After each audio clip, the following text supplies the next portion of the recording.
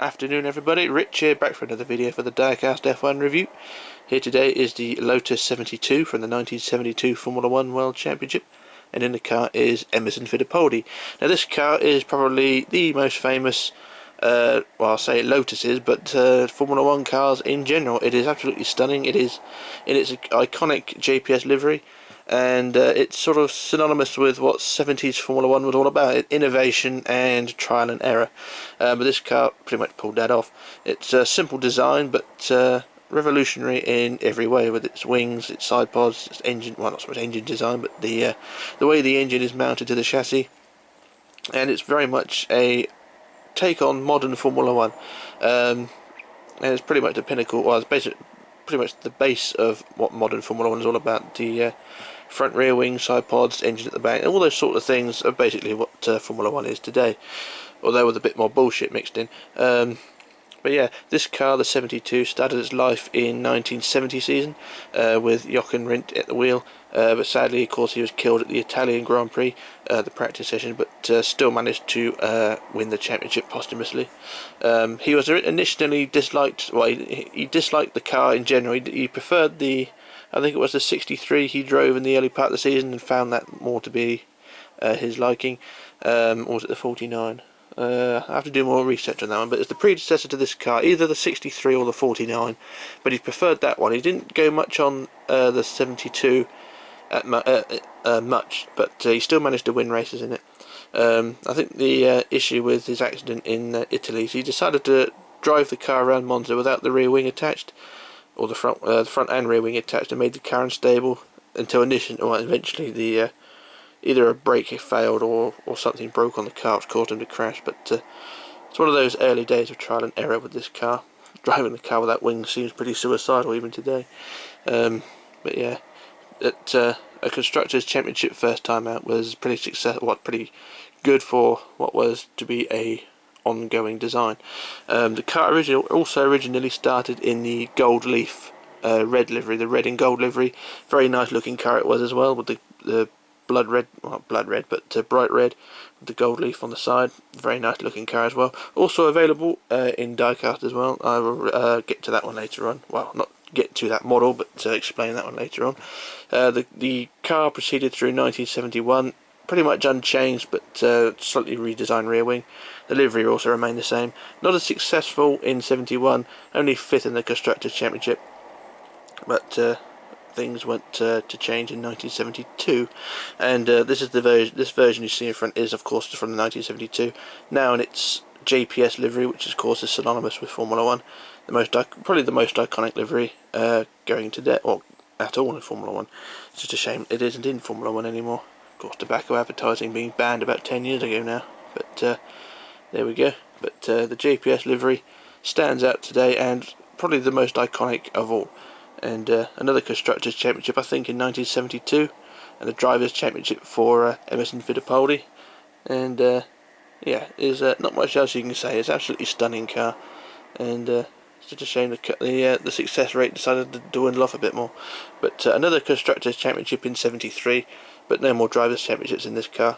And the car carried on until the end of 1975, but by that time it was starting to show its age, with the updates being added to it, making the car a little bit more reliable and faster, but just not keeping up with the rest of the grid. So the car was quietly retired at the end of 75, and I think it was replaced by, was it the 77 or the, no, yeah, I think it was the 77 that replaced it. The Lotus 77 in 1976. It's confusing with the numbers of the cars, because the car's introduced 1 year, but the number of the car is sort of 2 years out. It's like the Lotus 79 was debuted in 1978, and the Lotus 80 debuted in 79. That's what confuses me with the year and all that, but well, the year and the chassis, but that's another thing. But the car, of course, was well, I say successful. It had 75 races, 20 wins, 39 podiums, 17 pole positions, and 3 Constructors' Championships. So it sort of says a lot about this car.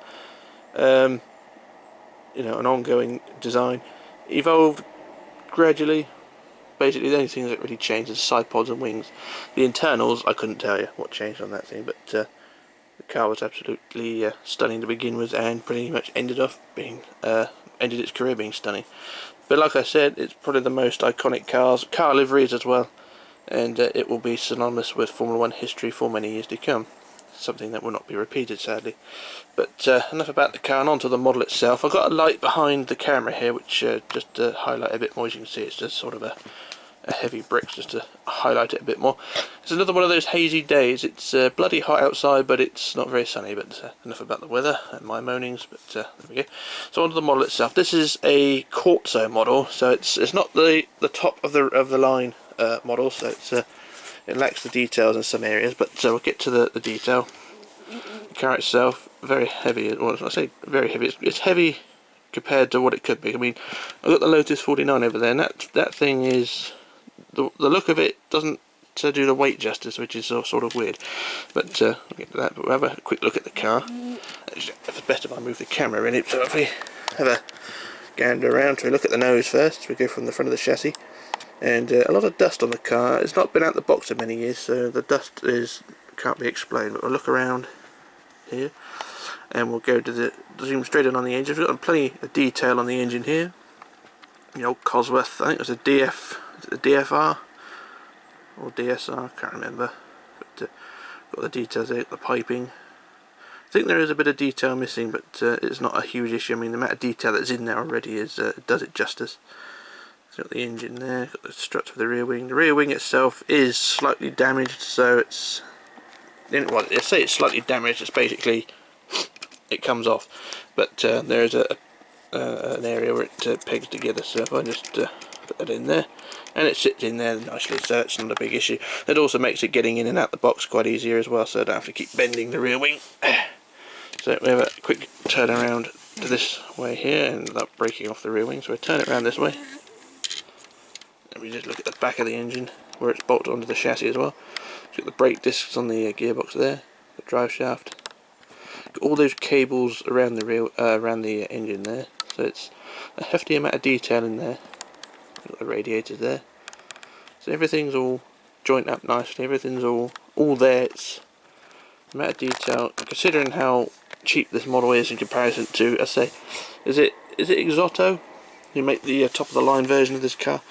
It's very expensive, but doesn't look really much different. But there we go. So there we go. Looking at the rear there, so got the radiator on the rear, which is a bit weird, but there we go. The chrome exhausts, looking very nice. I'm going to turn around the car again. So we look at the wheels here. Wheels are simple rims, but with the Firestone branding on. And one last look. I'm going to turn the car around one more time. Get the cockpit in there. Cockpit detail is pretty basic, but you've got a few dials on the dashboard. And steering wheel there. We've got the wing mirrors. The wing mirrors actually reflect something, which is something you don't see on modern models these days. It's got the JPS reflecting in there. It's got a look around the front suspension there, and of course around the front wing. So yeah, there's plenty of detail to be had on this thing. It looks great on display. It's just a shame it can't be displayed in its box, because the box is an enclosed box. It's the original Quartzo release, but it comes in a enclosed box, but that can be made to be a display box, but I've just left it as original. If I show you what I mean, it's a display box like this, but it comes in a polystyrene case. But the box itself, the outer box, can be the serrated edge around here can be peeled off, so you can have that as an open box with the car on display inside. But I've left it in the polystyrene box, mainly for its safety. So I just keep everything original. So that's that thing there. But it says on the box A model, classic models, but on the bottom of the car it's Quartzo. So if I tip the car over without knocking anything off, because it's quite an awkward one to get hold of, because the nose is so low on this thing. So we look underneath, we've got the Quartzo 118 72, made in China as usual.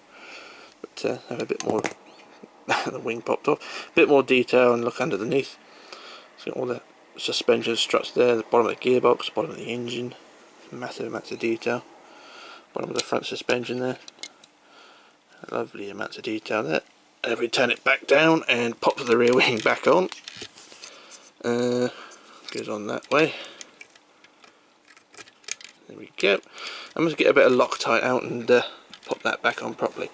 Right, now I've done all the pluses, which is all the detail. The only downside with this thing, apart from the rear wing, of course, is the rear axle of this car, because it's the detail on the rear axle is pretty huge. I mean, they got all the detail on there. They haven't got everything, but the amount of detail they have got on there is pretty good.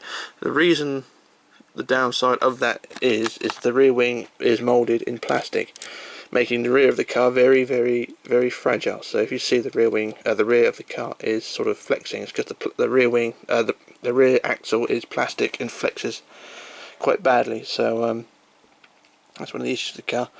It's also the same with the Lotus 49 I got up on the shelf there. The rear axle is plastic, and it's frightening to just put the car on display because of the flimsiness of the rear axle. So you have to be really careful when putting it on display or taking it out the box, because the axle will just flex and eventually it will snap, because it's not very thick plastic. And it's the only issue I do have with this model, apart from the rear wing, which will be glued back on at a later date. So I just put the torch back on to get some light on the thing, so you can see nice amounts of detail. Now, it's also often puzzled me why Quartzo are allowed to use the JPS branding, yet Mini Champs and a few other companies are not allowed to use it. You know, I thought tobacco advertising was the same all round, but not according to Quartzo. It's also the same with the other variant of this car. I was going to point out that this car comes in several variants as well. This is the original Quartzo release of the 72 British Grand Prix version of the car.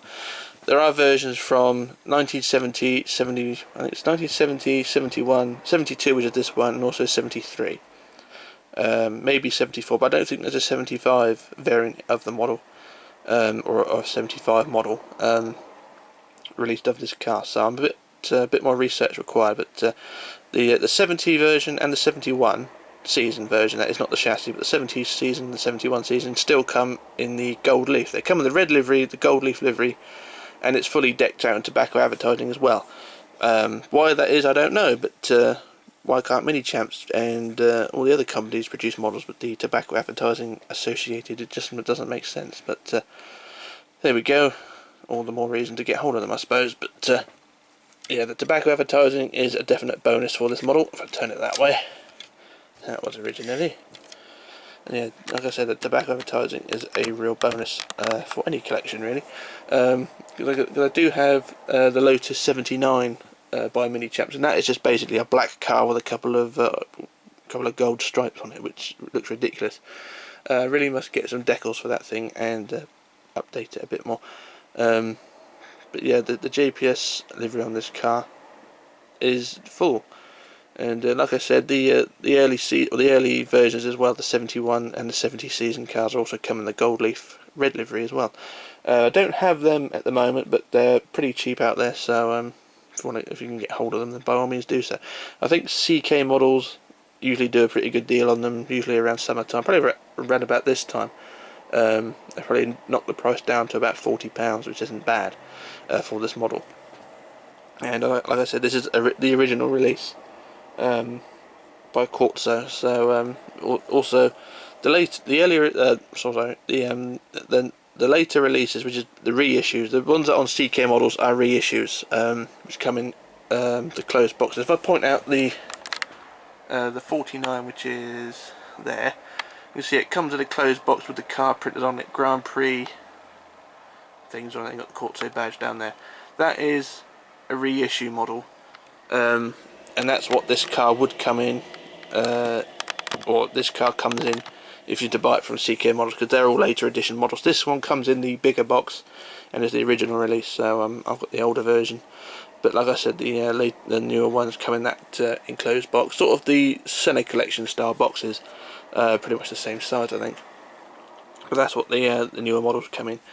And also another thing I've noticed as well, that the newer versions don't have tyre markings either. This one has the Firestone on the tyres, but the other versions, the later versions, do not. I'm not sure if that is just the Grand Prix edition, the Grand Prix spec they've decided to use, or if that is just the way the model's licensed.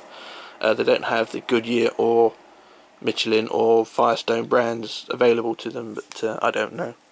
I'll have to do a bit more research on that one. But apart from all that, there isn't much else I can say about this car. Apart from that, it is a beauty. It is definitely worth the collection, or worthy of the collection, collecting. Price-wise, the newer versions in the the newer later releases, I should say, the reissues, are sort of £30 upwards, which ain't bad. I do see a lot go for a lot more than that, but this one I bought, I think this was about £30. I think I haggled to get hold of it, so yeah, it's probably worth a bit more than the later ones, but you know, it's up to anyone who wants to buy it, really. If you want to offer me some money for it, then I'll consider accepting, but we'll see. But yeah, this is, like I said, definitely one of the more iconic cars of Formula 1. The colour scheme, also the look of the car. I'll have another quick look at the car, so I'll quick zoom in on the JPS there, the John Player Special there, the John Player Special on the nose, JPS there. It's basically just JPS written all over it, so it's JPS over there, JPS on the rear wing. Basically anywhere where there's a clear panel they can stick JPS, and it really does show. It sort of makes you wonder as well, if this car had gone through the same lines as many chaps, it would have been completely naked and it would have looked ridiculous. So hats off to Quartzo for creating this replica with the full branding on board as well. So yeah, it's a real stunner. But like I said, be careful when you do have this car, because the axles on the rear is so weak. You know, it will just snap just by looking at it. So be careful with that, and yeah, look after it, and it will grow old gracefully like the real car has in real life. So yeah. Anyway, by all means, get hold of this car. But anyway, this is Rich signing off, logging off and disappearing, and I shall return with another review. So if you want to know, if you want a specific car done, then by all means let me know. I've got a few more to do. I've got a few requests to do, so I shall be doing them as and when I can. But anyway, this is Rich signing off, logging off, disappearing, and I shall return with another review. So bye for now.